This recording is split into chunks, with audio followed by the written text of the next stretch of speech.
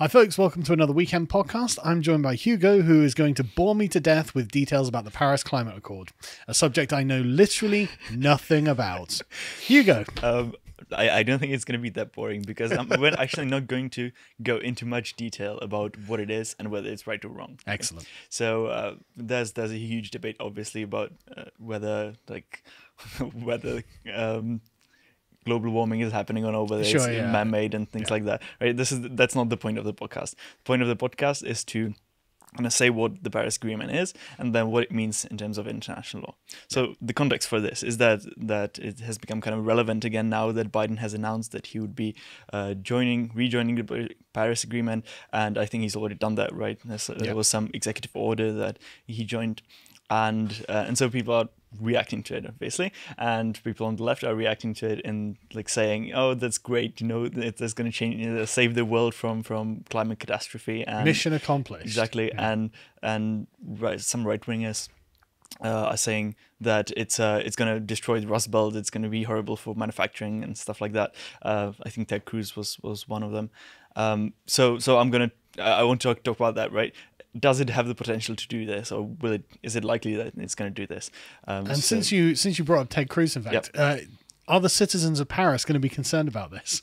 Citizens of Paris. Did you not see that? No? He accused Biden of caring more about the citizens of Paris rather than Americans or Pennsylvanians or something like that. And it's like, that's not what it means. I think it's called the Paris Accord, but it wasn't like negotiated in Paris. It was just outside of Paris, so it has these Versailles vibes. It does, but even then, it's a sort of, that's just the city in which it's done. It's not for the city. He obviously. My point was that like the French kings were living outside of the city because they didn't want to be associated with the clubs. Yeah, I got your point. And so don't get me wrong. I think it's all coming together. But sorry, right? Go for it. So what is the Paris Agreement, right? Yeah. So we've got this nice United Nations website where the basics of that is, and it's got a video on top. So let's watch that. So you can tell it's not imperialistic because of the laurel leaves.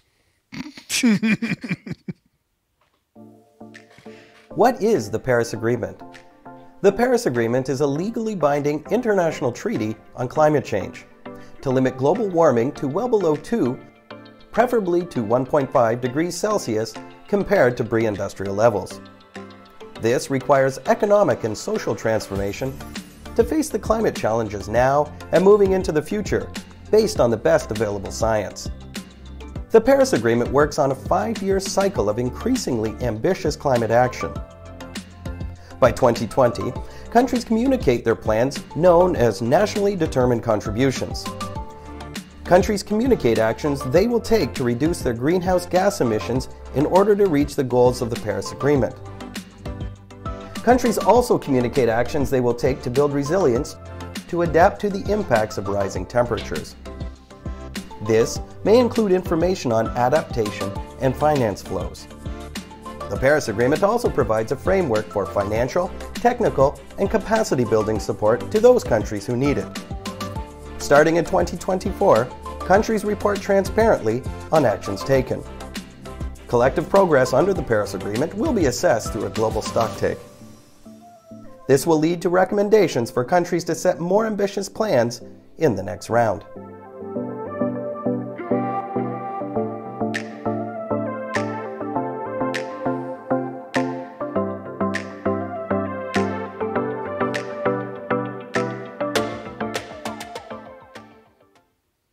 Thanks, I hate it. So for those who are still with us and not bored to death, we're going to take some of that apart. So first thing is that the video said that the Paris Accord is legally binding, right? Yes, that's true. Like strictly speaking, that's how it is. That's the status of it in international law. But it's important to distinguish what is legally binding and what is not, right? So the agreement itself is binding, but not any commitments to any action, right?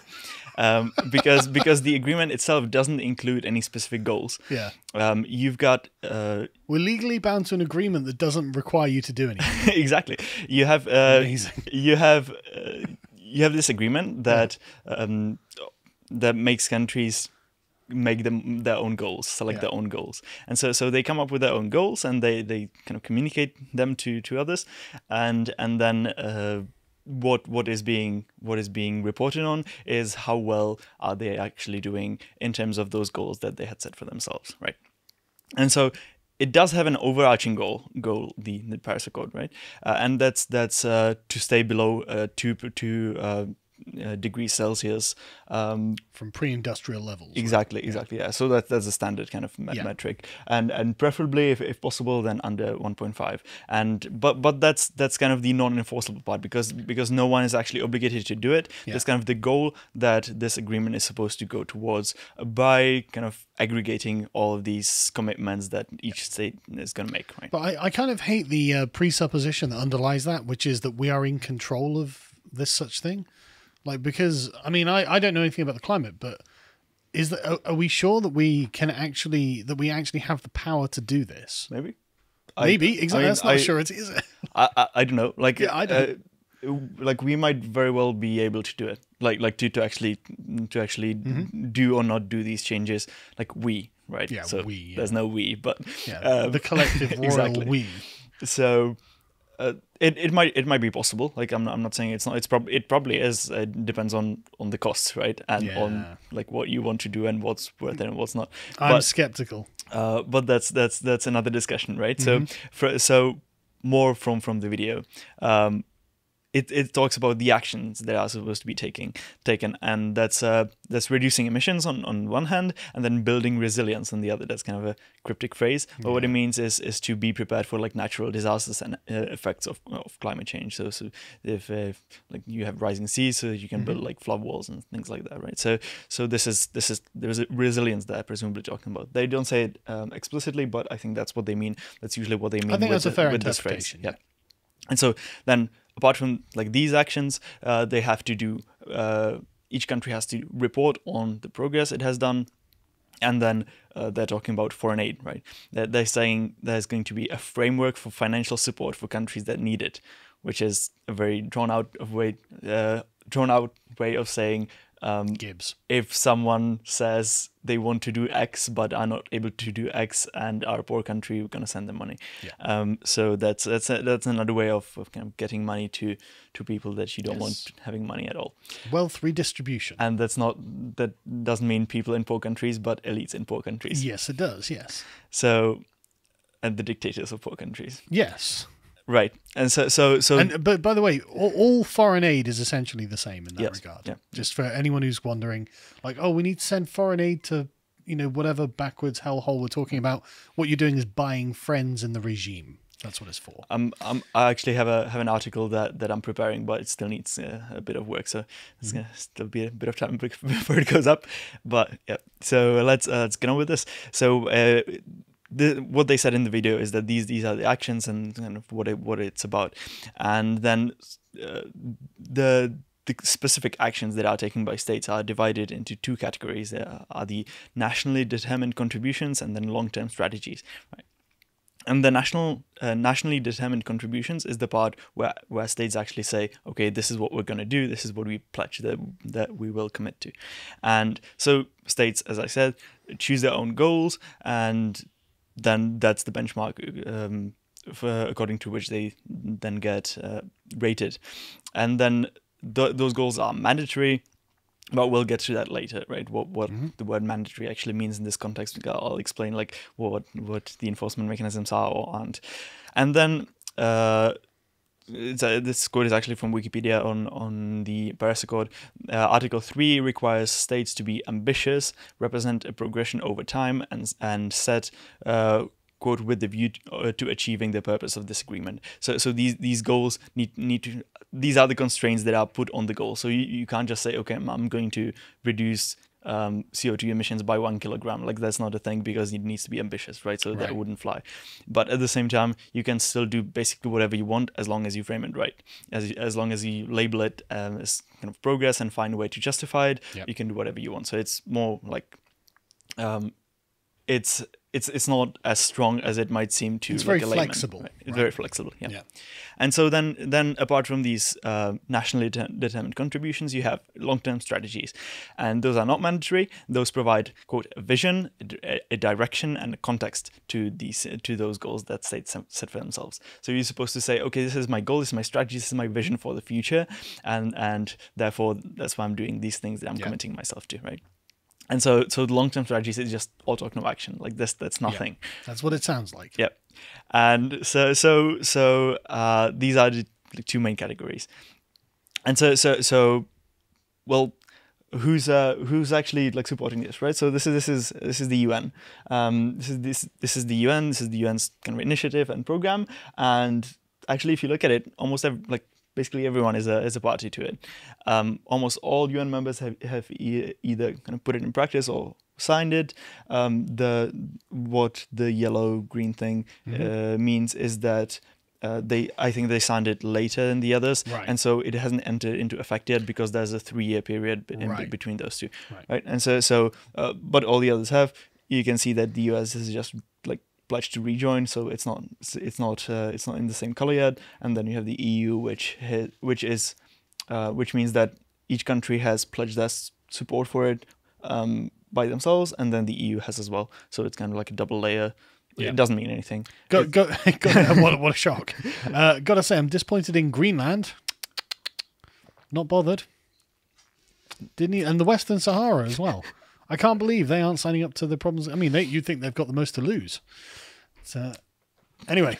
Yeah, so as you can see, like everyone's in on this. Like this is a popular thing to do. This is something that states are basically required to do to present themselves as respectable, as someone who's serious on things. Yeah. Right. And so that's how we actually get to what mandatory means and how you actually enforce things in the international sphere, because you have the UN, but the UN has limited options of enforcement, right? The UN has the UN Security Council, which has kind of enforcement powers in some cases, but those cases are mostly like international conflicts. So if you start a war, then the Security Council is gonna condemn you and is gonna call for action of like biggest militaries in the world against you, and you're going to be in a bad spot, right? And so things like that. But apart from that, you have basically just states that are by themselves, and they are negotiating things in this arena,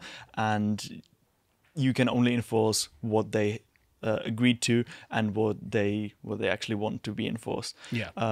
It's not as strict as I made it out to be just now, because there are other pressures, and I'll get to them in a second. Okay. And so the goals you set for yourself are kind of under the Paris Agreement are kind of mandatory only if you want to actually keep being a party of the agreement, right?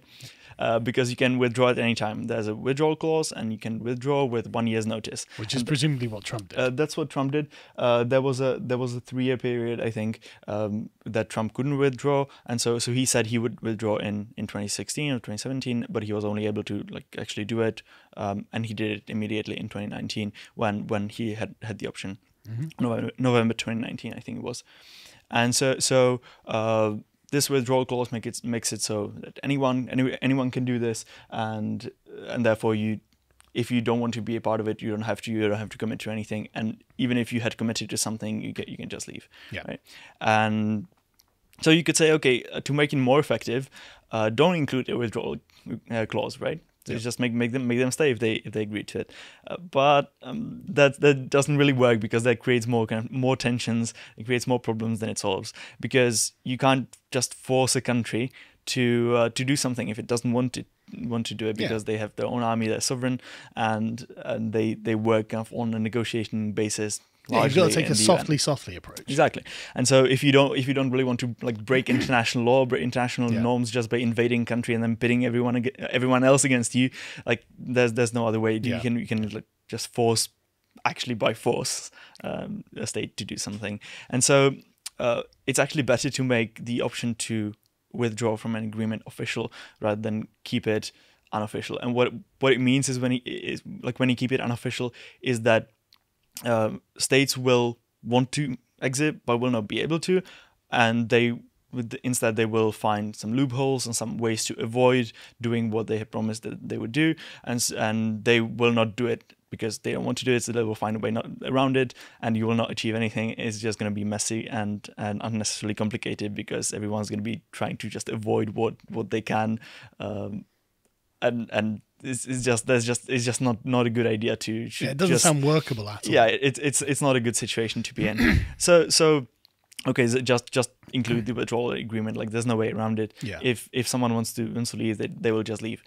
And so, if you can't do it by actual force, by like legal force, you can do it by social force and social power, because social power is, I think, a more potent force in international relations than like brute force, because states, by their nature and by the nature of their kind of part in the community in the world, they need to maintain good relations with other states. They need to be in a good position for negotiations of anything they might need, right? So as a state, you might need like to trade with others. You don't want to be isolated from the international community. Like it's very important for you to maintain your status, and so you really want to have that kind of social power and social status. You don't want to give that up. So what you do is that you adhere to common standards or other people's standards, right? And so then it gets important, like how these standards are made and how they are enforced, right? Or how they are created, because if you can be someone who defines these standards, then you can make the states dance, because they will do what you want because they want to appear like good and virtuous, right? And so you have a lot of these like pressure groups and advocacy groups that are in this kind of international orbit around the UN, around the EU, and international institutions like Bretton Woods institutions, things like that. And they all just like are buzzing around, and they are like using moral language and speaking in moral terms to kind of create these standards that people should operate by, right? To kind of guilt trip everyone into doing the right thing, and that's a very funny situation to be in, right? Because that's like, okay, this is how it works. Like these prestigious institutions, that's how they actually operate. They operate by moral coercion. Exactly. Amazing. And so these standards, these common standards might be like various, like it can be like rule of law, democracy, or something like that. It can be like solidarity through the welfare state. It can be free education, the common ones. Everyone knows the common ones, right? Yeah. And with these goals, you have some that are more accepted, that are very widely accepted. For example, you have democracy that is so kind of, is an idea that is so entrenched and so well regarded that even countries that are explicitly opposed to democracy are forced to pay lip service to democracy, and you're named a democratic republic or something of the United States or whatever it is, Yeah, I mean, it's like the Congo or North Korea, like these states. Like everyone needs to pay at least some kind of lip service to it, because it's just such a powerful norm, such a powerful expectation that you're gonna just need to follow. Otherwise, you're just out. And that's what you see, like with North Korea, and like with countries that don't even pretend that they're democratic to a large extent. They get labeled as rogue states, and no one wants to deal with them, and everyone regards them as an automatic enemy, which is like not obviously justified in the situation of North Korea. I'm not defending North Korea. No, but it's not. It's not something that North Korea desires, I'm sure. Exactly, yeah. But this is just what happens when you have such a strong standard that's internationally set, and that's not enforced by force. Like obviously there has been a campaign by the US to kind of spread democracy like over the past 100 years, but that's not the point, right? The point is that it has social power, it has social kind of cred, right? And so a lot of these standards are enforced through like indexes and rankings. So you have these yearly reports that rank states based on how good they are in this or that. Right? GDP, HDI. Exactly. And you have a lot of these. Like it's not just the basic indicators. Mm-hmm.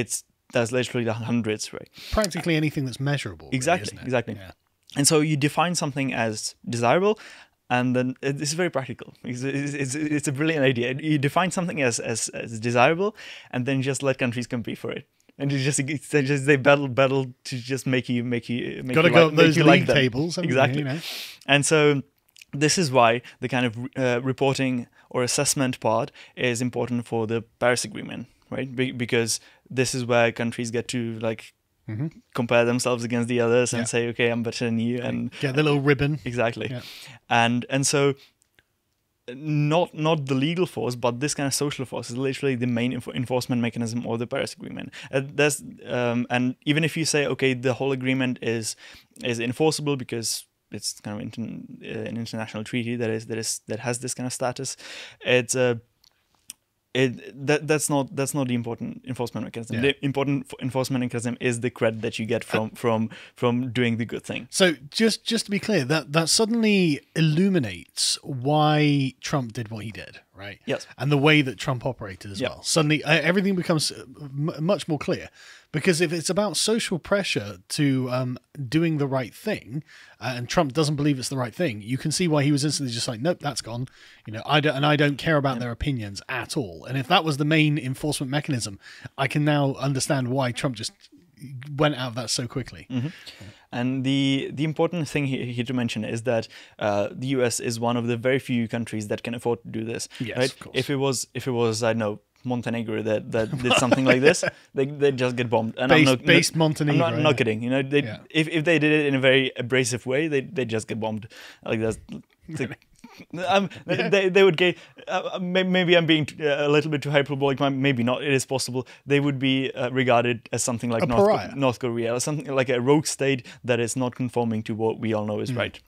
And so the US can do it like small and relatively defenseless. They can't, right? And so that's why Trump was able to do this without any repercussions from other states, because they had the largest military, obviously. So America basically underwrites all of the global stability. So if Trump wants it, then it can happen.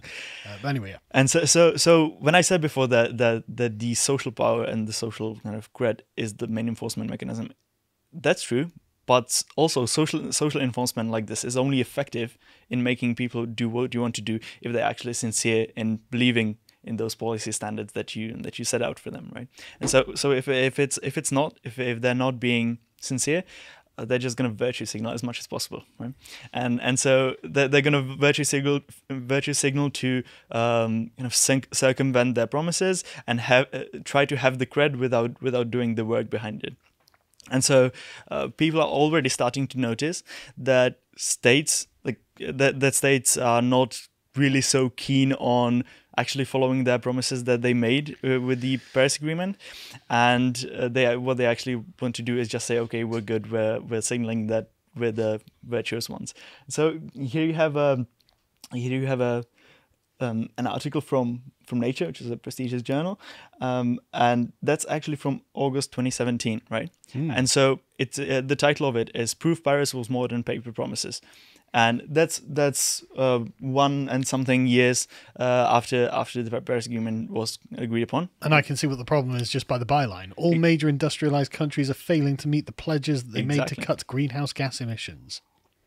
Exactly. And so what's important here is that this is 2017. This is before the first round of reporting, right? Right. And so you would expect these people to come around when countries are actually reporting on their progress and saying, okay, we did that and this, and the researchers would come in and say, okay, like you're lying, you actually haven't done this, you're trying to bamboozle everyone. Yeah, compare it to what they had before. But this was actually before the first reporting round, right? Right. So if you look at the timeline of the Paris Agreement, of how it's actually supposed to go from the ratification to just like the different phases. Yeah. You have ratification in 2015 in most countries, and then you have a facilitative dialogue that is in 2018. That's after that previous article, and the facilitative dialogue is for countries to take stock of their collective efforts in doing what they promised that they would do. And the next meeting is the global stocktake in 2023. That's the next event in which the countries will talk about the action that they took and how effective it was and what they want to do next. Right? And so this is just to say that even before the first kind of review, already things were starting to come out that and reports that countries are actually not doing it. Right? Yeah. And so you can kind of see where this is going. Where during these dialogues and these stock takes, countries will come out and say, okay, we've done all this, we've been like great at this and that, but it's going to be like all nonsense, right? Yeah. It's going to be either like meaningless stats that are true and meaningless, or it's going to be something for show. Like you might make a big show out of like, shutting down a coal power plant, even if it doesn't really mean anything, and you're just gonna stand there and say, okay, like this is a big win for climate, but it's important for optics, but it doesn't mean anything else, right? It's weird. I don't know why, but I can't help but feel that they're kind of engaging in a pantomime version of a prisoner's dilemma, right? So where they all know that, you know, if you commit to a thing and they commit to a thing, then everyone gets what they want, and so everyone's pretending that they've committed to the thing, so everyone can pretend that they've got what they want. Exactly. And nobody's committed to anything. Right. Yep. That's literally what it is. And so in that Nature report, what they say is, quote, most pledges are almost silent on the range of policies being used, making it difficult to discern which are actually effective. So they don't say that what they're gonna do. So you can't hold their feet to the fire because they haven't said anything, right? Very clever. So this is how they do it. Yeah. So the countries will do very little, right? But try to make most out of it. They'll try to weasel their weight out of their commitments in the reporting as well as like in practice, right? And so already at the time of the creation of the agreement, people were aware that this is just for show, right? So you have the Guardian article here, which is titled James Hansen, father of climate change awareness, calls Paris talks a fraud. Oof. So what's his problem, right? So he's saying, quote, it's a fraud, really, a fake, he says, rubbing his head. It's bullshit for them to... sorry. That's okay. It's bullshit for them to say we have a 2 degrees Celsius warming target and then try to do a little better every 5 years. It's just worthless words. There's no action, just promises. And so then he's complaining about exactly what I was saying, is that they talk a lot, but they won't actually commit to anything. And this is just a way to appease activists that are calling for these policies. And so yeah, this has been the history of the Paris Agreement from its start in 2015. It's always been like that, and when people pretend that it's something that is going to save the world or something that is going to be really consequential to everyone, this is just not the case, right? More hollow virtue signaling. Exactly. And so let's just summarize what we've been talking about, right? Yeah. So what does it actually mean to have this agreement on the books and have it be relevant? So you might want to stay out of the agreement, but that might cost you a lot, so like in social creds. So you don't want to do that. So you can join the agreement. But that doesn't mean you have to do much, right? That means you have to commit to some things that you will do, but and there's some guidelines on it, but you can go around those guidelines. You can just talk your way out of it, basically. And then you don't, even if you have those things that you committed yourself to, you don't actually have to do that much. You just have to make sure to maintain the optics of it and the rhetoric and being like really committed and saying these things over and over at all the meetings and in front of all the cameras. And then when you have when you're supposed to report or compare yourself to other states, that will go fine as well, because everyone will try to do the same thing, because like no one actually wants to do You're this. all going to lie in tandem. This is fraud, as this person says. So everyone's doing the same thing. So you will not look bad if you talk your way out of your promises, because everyone's going to be doing the same thing. So you won't be ranked down for it, right? So it's fine, because everyone's opaque with their reporting. No one's transparent. So it's okay. It will be just fine not doing anything. And so, like, my verdict of this whole thing would be that it's just like a virtue signaling tool for the purposes of the UN, and that this doesn't really have much of an effect on any kind of policy. Are you saying that this is not going to save the world from global warming? No. Right. No. So even if some changes are made to kind of climate change related policies, you can't really say that it's been due to the Paris Agreement and that it wouldn't have happened had this not existed, right? Yeah. So even if something is happening, you can attribute it to the Paris Agreement. You can have other pressures. So this is literally like nothing. There's nothing that you can attribute it to it as in like change in policy or beyond just signaling. Yeah, it's got no particular force, and it just appears to be a way for them all to lie to everyone, tell them that they're doing something. Yep. Amazing.